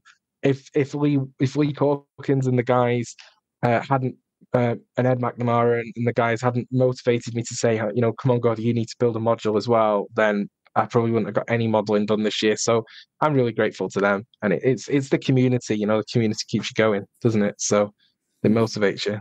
I want to talk about that. That's actually, I want to ask a philosophical question. Can you believe we've been talking for an hour and 20 minutes already? It's usually how it goes. I know. But I was saying on another podcast the other day, I can't believe after 10 years I still have as much. The most fun is the talking to the people. That is absolutely the most fun. And I've said it over and over again the last few months. I wouldn't call you up and say, "Hey, Gordy, let's get on the phone and talk for an hour and a half." But you say, "Hey, you want to do a podcast," which of course is listened by hundreds of thousands of people, but and do some authentic model railroad gibberish while occasionally we mention Rapido trains. Sorry, you're fast track to model railroading fun. The reason I'm moved because my son was in the background singing very badly to some Neil Young songs. So, if it's N, if it's H-O, the fast track is Rapido. But you have to. The key there, if again, we're still new at this. So we've only been at the podcasting thing 10 years. The key there, Bruce, was not to go, "I'm sorry" first. It was to just jump right in with Rapido trains. You're fast track them on. Yeah. Bruce, I was ready to jump in if you couldn't get on right away. Which was really, I was starting to sweat. Yeah, absolutely. What was I going to say? Oh, yeah. So I want to ask you a philosophical question. We'll finish up with this philosophical discussion because this has been another great grill. How about grill side with Gordy? Grilling with Gordy. I like that. Yeah. Grilling with Gordy. That's there. We'll make that an annual. That'll be your regular bit. Grilling with Gordy. Okay. Okay. See if I can word this where it makes any sense. But like you have such a great group of people. Like I'm thinking of, Speed Muller and Riley Triggs and Andy Zimmerman, and I mean, there's just so many people to mention that I couldn't even begin to go down the list. And your vice president, what's his name? Frank Kopel. Rick Coble. Frank Koch is the treasurer. Yeah. Oh yeah, right. Okay. Anyways, all these people that are part of the NMRA, and they seem, like Kelly's always trying to make me feel guilty by explaining to me how much you work and all that, and I always feel like, well, you're doing it because you enjoy it. You're not being forced to do this. Nobody's got your arms tied behind your back and tied you to a chair and making you do this. And it's the same with all these other people that we mentioned, and so many, a cast of thousands that helps out with this. Like, what do you? It's not like, I get that it takes a lot of hours, just like it takes a lot of hours to do the podcast, or just like, running my own business for 40 years. There's lots of times in the early days I didn't get paid, but everybody else did. There's something about involving yourself in a project and trying to do the best you can. And what do you feel like did you feel like there's a common thread with the people that you meet in model railroading that are the people that stand out to you as the special people or the better people or whatever? Like, what is it, do you think, that drives these people to be so committed to making the NMRA great? Because it's something to do with model trains. I mean, now I'm being long-winded like Gordy, but I mean, there's been bad regimes. The regime you replaced was antiquated. It was bad. They didn't care about the membership at all. They only cared about their meetings and getting their free meetings and stuff like that. And by the way, I completely agree that you guys need to be reimbursed to go to the meetings. So what do you feel like when you're sitting in the dark and you're feeling good about the hobby and you're feeling good about being committed to all the work you're done? Like, what is it that kind of gives you a warm and fuzzy feeling, do you think? I suppose the best way I can describe model railroading is that it is one big family. And I suppose the difference for me, I don't know, I know it's not the same for everybody, because at some point some people discover this bigger family, but because I was the son of a manufacturer, I was always included in that big family. We always went to train shows, and I wasn't just a member of the public going into a train show. I was actually behind the scenes, and I'd get to see on a Saturday night there'd be a meal, and all the different booth owners would be at the meal, and all the layout people. And it's a very collaborative hobby. It takes usually more than one person to run a layout of interest. Obviously people have their own setup at home, and things can turn around and go around in a circle really fast, but it also all of a sudden takes on a new life once there's another person involved in it. And that is different from many other hobbies. Many other hobbies. For people that like to go to the gym, that's a very lonely hobby. A lot of people go to the gym, put a set of headphones on their own world, or whatever that is. Same with you if you like riding a push bike. Even if you're in a big group of people cycling somewhere, you're still just in a big group of people cycling somewhere. You're not talking, you're not collaborating, you're just in your lane and try not to hit the other person and annoying motorists while you're at it. But the model railroading is different from that. So for me, when I feel that I'm doing something, it's like you're doing it for your family. So it doesn't even enter into your head how many hours you're doing for it. It doesn't even enter into my head, oh, I'm not getting paid for this. Or I could be doing this and I could be a CEO of a company or anything like that. That doesn't even enter into my head. It's more, I'm doing this and I'm seeing my family benefit from it. It might be a very philosophical way of putting it, but that's how me and a lot of the other guys, the others treat it. It's like we're all brothers, we're all brothers and sisters of model railroading, and if we need help, we'll help each other out. And so by each of our own actions, we see that we're doing that. And so it's hugely rewarding to see the enablement of so much enjoyment from people. And most of the time, people don't even realize you're doing it. And that's the best bit. You know it. You don't need to shout about it. You don't need to speak about it, but you know that they're doing it. I don't know how many people know that I actually helped John and his team on the Thursday before Springfield this year. I was in the big building helping set up, and I was just doing whatever was needed to help set the train show up for people. I was just giving some volunteer time, some volunteer hours where I didn't have to think about what I was doing. I wasn't in charge. I was just moving tables, setting things out, and it's awesome. It's hugely rewarding to do it. And Kelly must feel the same way with the clubs and everything. Yep. Yeah, it's a lot of work, and you want people under you that can support you and make your life a little easier. And why do you think you do it, Kelly? Is it primarily the fellowship? I mean, I think that's a big thing. I think that's a big. You're right, Gordy. I think that's big. I think that is the only. See if I can put this in the right way. I think it's the only selling feature of the NMRA is fellowship, fellowship, fellowship.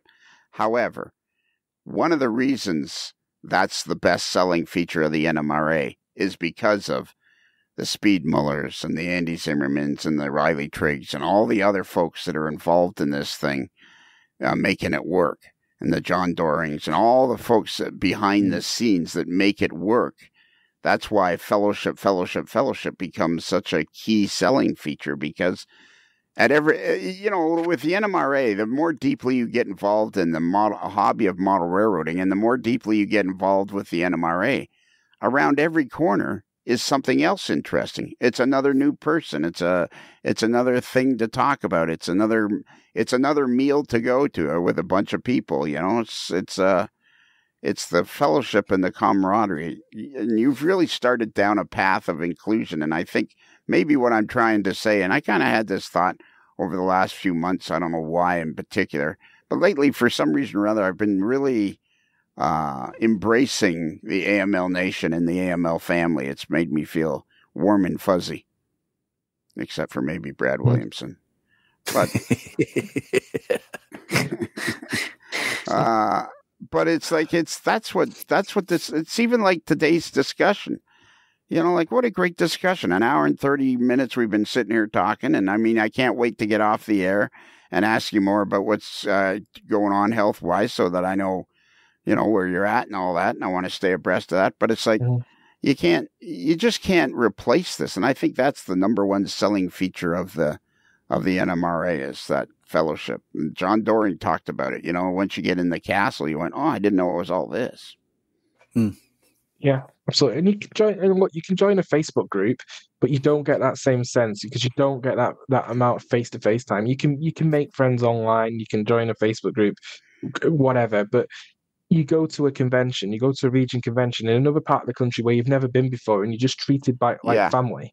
That doesn't happen if you're just a member of a Facebook group, it just doesn't. So it's huge. And how many times do you go to an op session? This is what's so great about a hobby. You go to an op session, hardly ever does the owner of the layout have a throttle in their hand. They invite other people in to enjoy what they have done, and they have done it so that other people can enjoy it. You don't go and fly model aircraft and go and hand over the controls to somebody else. It just doesn't happen. Not very often, anyway. It's like somebody having riding your Harley. You just don't do it. It's like it's great to be friends, and occasionally you'll let your best buddy ride it or something, but you don't share it. Whereas you can have an operating session and people know that there's going to be breakage and some accidents, and you shrug it off because if you've got a regular crew, things aren't done with malice. Like that's another thing with the hobby there's not very many things that are done. I know there are some nasty people out there and some mean people out there that will say nasty things, but generally, there's not much malice in this hobby. It's 95% good folks and 5% malice, or even less. Yeah, even less than that. This was a great discussion. We did this right off the cuff. Usually we have a script and we do a couple of table reads and everything like this, but this one we did right off the cuff. And then I'm sitting here looking at my Rapido trains. Which one? Your fast track to model railroading fun. Rapido trains, your fast track to model railroading fun. And then I screwed that one up. There you did. I was ready, and you jumped all over it. And now it sounds like we're amateurs. Well, yeah, we sound like Bruce. You and I sound. You're very professional. They're live. Bruce. You and I sound like complete amateurs today. There we go. We sound like we're an eighth place overall in the standings, and it looks like we're playing the shinny game with the 14. You know what? It's because we're worried about Kelly's audio all the time. Yeah, that's what it is. Yeah, that's right. It's going up and down. Up and down audio thing has just been. We're going to have to reset that whole thing. You know what? Gordy would be a good person to ask, actually, before we go ahead. Gordy, we've been having a bit of trouble with Kelly's audio, so we've been thinking of upgrading him to all the studio equipment that Bruce and I use and Scooter uses and David Hyde does. But before we go ahead and do that and have that expense, do you think we should keep him on the show? Absolutely, but only if he agrees to get rid of the fruit-based technology. This is clearly the root of all evil with this problem here. So it requires a certain level of familiarity with preventing fruit from going bad in order to use fruit-based technology, and I think that's the root cause. I don't think it's the headset. All right, Gordy, last question. What's the one thing in the next between now and the end of 2024, what's the one thing that has you most excited about the NMRA? That's a great question. So between now and the end of this year, hang on. Do you feel like some of the questions are inadequate, or they're just not that good, or what? No, I have a different answer. If you say what's the most exciting thing, what's the thing I'm most excited about in the NMRA? But between now and the end of the year, the thing I'm most excited about is probably setting our vision and working with our members to determine what the future of the NMRA is for 2020, 2030 and beyond. But also I'm really excited about right now is that next year it's the 90th anniversary of the NMRA, and that gives us a huge opportunity to do some fantastic things. So I'm really excited to start planning those things for next year, getting those done. I just had a great idea, Kelly. Yes. And we can do it right here on the air. No fuss, no muss. We can do kind of a gentleman's handshake. Because the 90th anniversary is coming up, why don't you just declare right here on the air right now that the Modeler's Life is the official podcast of the NMRA? Ooh. Wow. that would be controversial. Yeah, that would be very controversial. Well, it doesn't really matter. There won't be any controversy if he does it. It'll be set in stone. We hugely value the support of the Models Life podcast for the NMRA. But I can't single one podcast. That would be like me singling one manufacturer out above all others as the manufacturer of the NMRA. But we are hugely appreciative of the support of the Models Life podcast. There are other podcasts who don't support us as well. In fact, all the podcasts apart from the one by the Twin Cities division probably we would love to do more with, but there's some personalities and some issues there I don't understand. But we certainly really do appreciate Lionel and the team and all the support that you give us, and holding us to account. It's really, really important that we're held to account and we are able to put our case across and be challenged. Yeah, but just think, if you just said it right now that the NMRA's official podcast is Modeler's Life, that would be something that you could shove aside and you never have to think about again. Oh, boy. So we can have a conversation off air about whether you want to be our official podcast of our 90th anniversary. That would be cool. Oh yeah, it would be cool. Yeah, let's do that. Yeah. And let's get John Doring on here with you to talk about this vision, you guys. So you have a name for it or something? There's some sort of snappy name. It's really clever. Vision 2030. Vision 2030. All right, let's flog that to death. Let's flog Vision 2030 to death right here on the old Modelers Life podcast, because I like talking to you. I like talking about the NMRA. I think it helps people understand what the NMRA is. And man, hats off to you with that budget thing. Nice job. Well done. Yeah. And if anybody wants to see the budget, you need to be a member of the NMRA, which is a very good value. It's the reason you belong to the NMRA for $65 a year, which is about $5.50 a month, or about, 17, 20 cents a day. The reason you do that is not to receive benefits from the NMRA. It's to make the hobby strong, so that the NMRA can continue to support all the regions and have a vibrant organization. The more members we have, the more steadiness, the more robust the NMRA is, the more robust the hobby will be, because it's just an important cog. I mean, I give him a hard time all the time, but Andy's right. The standards and conformances is a huge aspect of what the NMRA provides for everybody. But also, when you organize these conventions, you say you got, so what are the conventions coming up? What's 24 is Long Beach. Yep, 24 is Long Beach. 25 is Novi, Michigan, which is just outside Detroit. Will you quit saying Novi? Why can't you just say Detroit? They want us to call it Novi. It's in Novi. It's like saying we're going to Los Angeles when we're going to Long Beach, Well, that's who's we? Who's the we that wants you to call it Novi? Our host team in Michigan. So it's very important that we call the convention what they want it to be called, because it's their convention. So it's just outside Detroit. That's like saying, there you go. Yeah, that's like saying the next convention is going to be in Newmarket, Ontario, which is a town north of Toronto that nobody really knows exists. But it's like, all right. Anyways. I agree. All I can tell you is, for once, the NMRA National Convention is going to be north of Canada in Novi, Michigan. Okay, cool.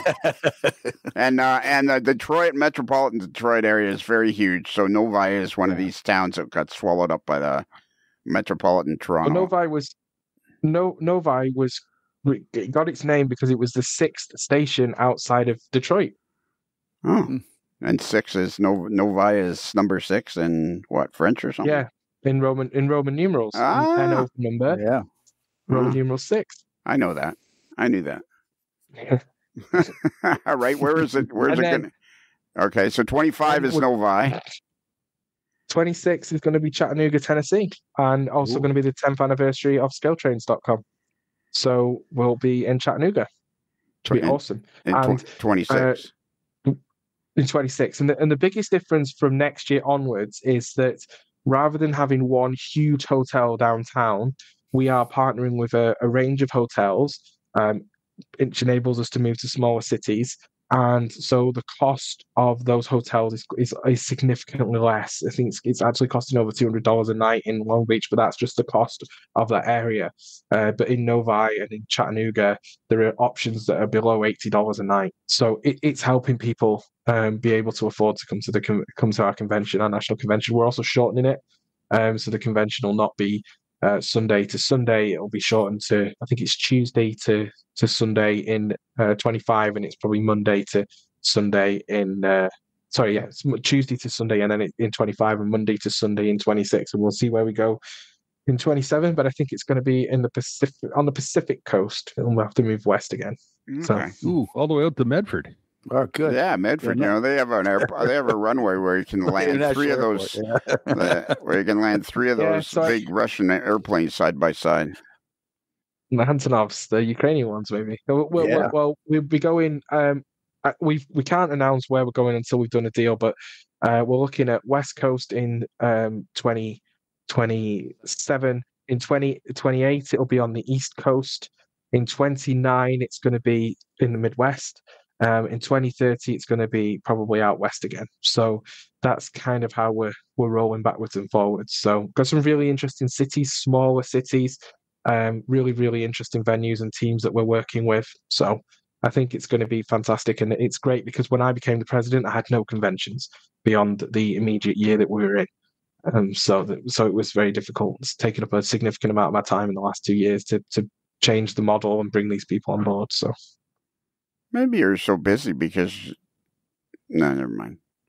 Well, the other reason you're so busy is because you got 2 bouncing, beautiful kids there that are keeping you busy, keeping the whole family busy. I think that's it, buddy. I think we've covered enough ground to give you a free pass on this one. And I really love that budget. I really love it. And I really want to get you and John Doring on here to talk about Vision 2030. That'd be awesome. We should get Martin on as well, talk about our plans for next year and the 90th anniversary as well. Oh, okay. Is he involved with that? In a couple of months. He is as of about 6 hours ago. Yeah. Well, now see, here's a problem. Does he know that? Does he know it? He knows. Now here's the problem. He's been trying to get back on the podcast, and so here's the problem with Martin Jenkins. He just sent me at 11:09 a.m. on the day that we're recording. I'm off school for 2 weeks, so maybe I could get on the podcast or could join fans. So I said, how about Thursday evening? I answered him like right away. Like 3 minutes later, I go, how about Thursday evening? Nothing. I get nothing. The conversation comes to a grinding halt. He must have fell asleep on the sofa because that would be 1:10 in the morning in Queensland. So, well, I hope he wasn't trying to fill up his hot tub. Yeah.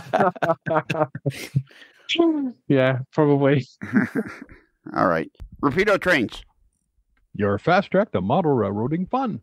If it's N, if it's HO, the fast track is Rapido. Hey, that's like we got 1 out of 4 right.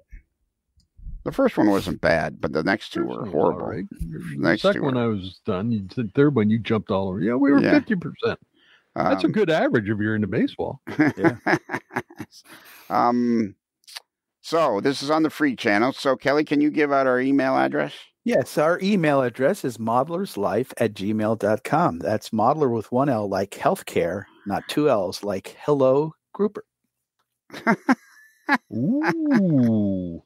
Nice. Yep. And there'll be further news once I receive. We're going to keep track of that. You're going to be the AML guinea pig for this. Yeah, and I did find out that there are a bunch of people that run this company are very outdoorsy kind of people. There's actually a directory of groups that you can put your club in, so other people will see you and maybe in the area that you live, join your clubs and stuff. So it's an interesting concept. Yeah. Gordy, you got to find out why they don't have model railroading as a group though yet. We're working on it. Yeah, because they have model airplanes and model racing car or remote control cars, but they don't have model railroading. So I guess everybody should join it. We're on a journey. We're working. We've put it together in like 6 weeks. So something ticked my. I was talking while you guys were talking. I find that so rude. Something clicked in my brain yesterday. I was going somewhere. I was getting gas or something, and for some reason or other, something clicked in my brain, and I thought, yeah, because somebody had said something to me about model railroading, and I'm thinking, I bet you this is the biggest underground hobby in humanity. I bet you this hobby is this hobby. Wow, I'm going to say something really profound. Are you guys ready? Ooh. You might want to be. I'm sitting down and tilted back just in case I lose consciousness. Okay. This hobby is like an iceberg. You only see 10% of the hobby. There's another 90% below the surface that's quite active, and people are involved, and it's carrying on. There's thousands and millions and trillions of people involved in this hobby. It's huge. And absolutely. we need 30 years ago, I was talking to somebody from the industry association. They were saying 94, 93 that it was a $4.5 billion a year industry.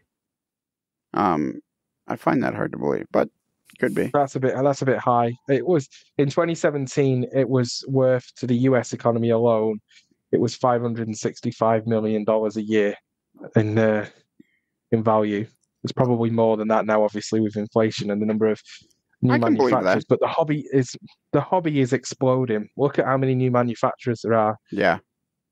There's got to be market, or they wouldn't be sustainable. You know, it wouldn't take long for this to all fall apart. But all over the world, not just in the United States, all over the world, we're seeing tons of new manufacturers on a small, medium, and very large scale.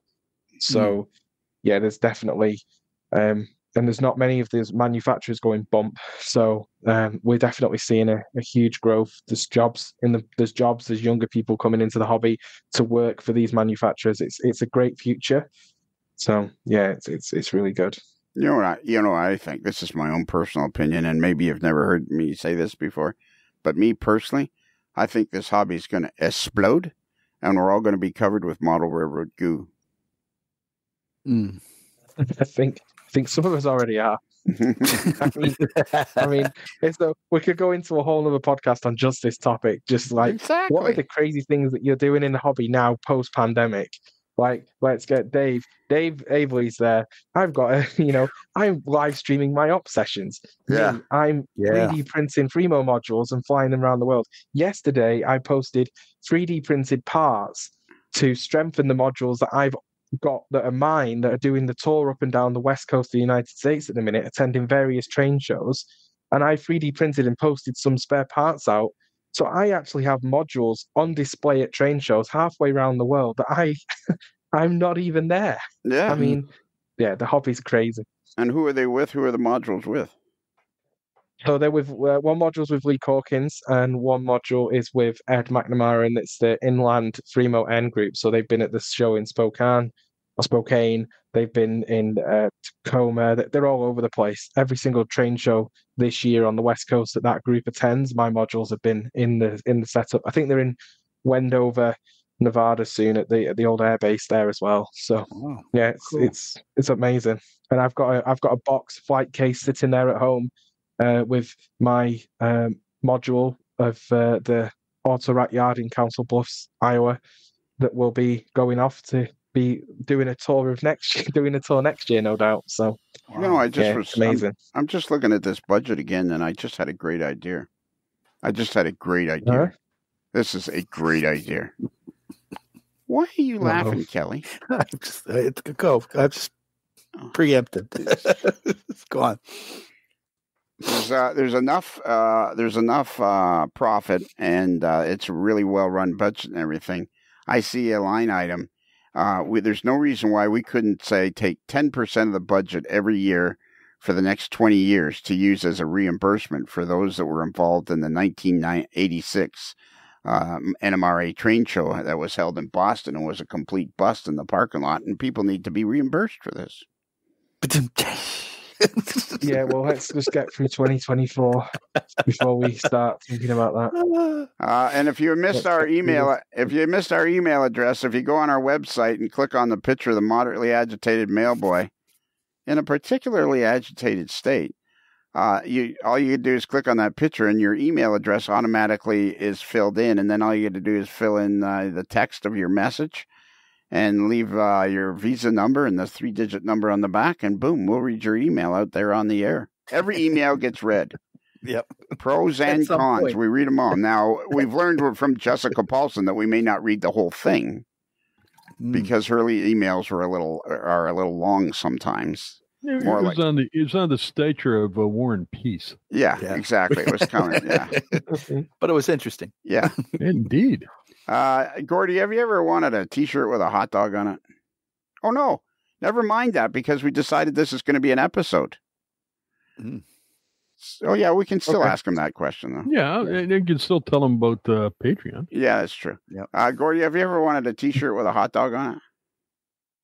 Totally. Okay.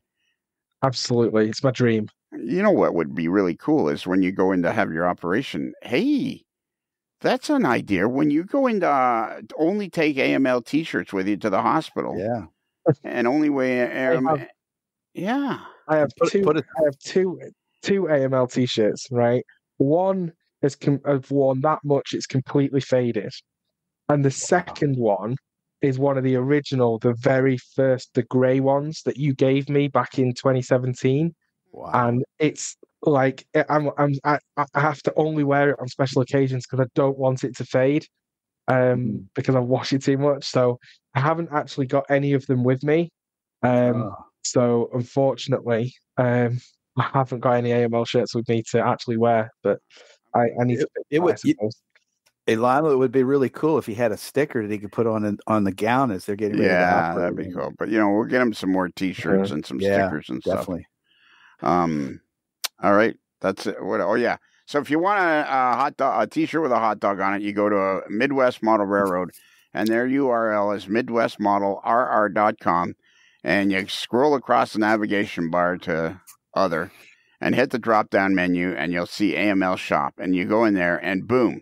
You're in a wonderland of hats, hoodies, T-shirts, mugs, whatever you could possibly need.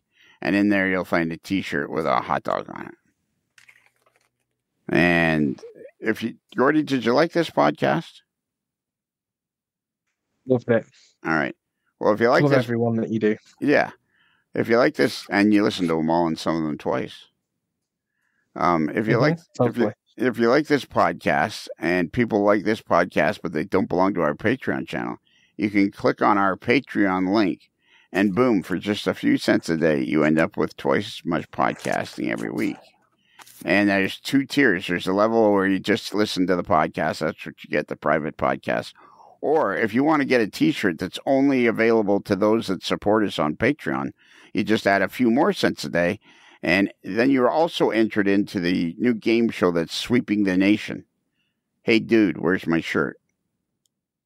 Or where's my T-shirt? It's a game show that people are like anxiously, where's my shirt? What's the other title for that show? I forget. Hey, where's my car? No, dude, where's my T-shirt? Or where's my T-shirt contest? Oh yeah, where's my T-shirt? Yeah. Anyways, that's that you'll be entered in that. Everybody gets their T-shirt. The fun part is, when will you get your T-shirt? That's the key. And let's see what else. I think we've just about covered it all. I think that's it. I think sign up for Patreon because you'll enjoy that. Alternate mail address, email, the hot dogs and T-shirts. Yeah. All right. The only thing we say is remember that this particular podcast is authentic model railroad gibberish. And you may go to other podcasts and they try to imitate our gibberish, but they can't. It's authentic. Accept no imitations. This is the only podcast that offers you authentic model railroad gibberish. I love it. I love it. I think that's it. So, Gordy, at the appropriate moment, what we need you to do is say happy rails to you. Okay. Well, Gordy, as the sun slowly sets over the back 40 and we close the barn doors, I guess the only thing left to do is for you to say happy rails to you. Well, don't say it like a guy that's about to go into the hospital for serious surgery. Jesus Christ. Say it again with some enthusiasm. Happy rails to you.